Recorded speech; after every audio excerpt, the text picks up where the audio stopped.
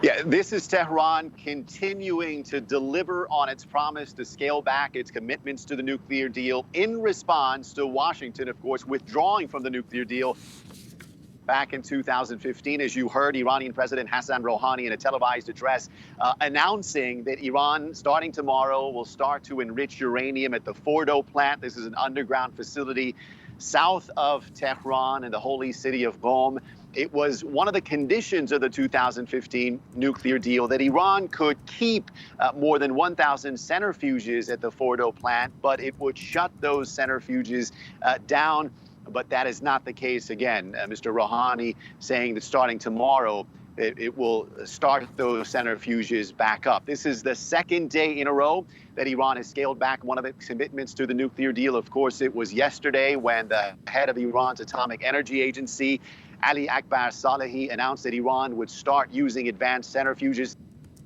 Was another condition of the 2015 nuclear deal that Iran would refrain from using advanced centrifuges. It would only use the older generation centrifuges.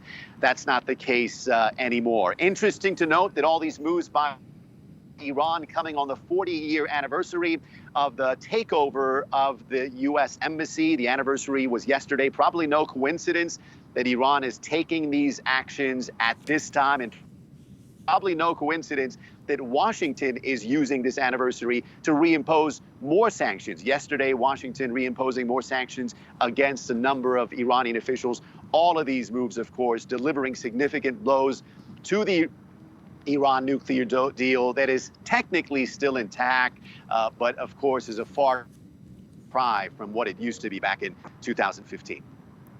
Reza, we've just had a reaction from France urging Iran to reverse its decision. Rouhani said, though, in that speech that these steps are reversible, but only if the other parties to the deal give the country some relief from economic sanctions.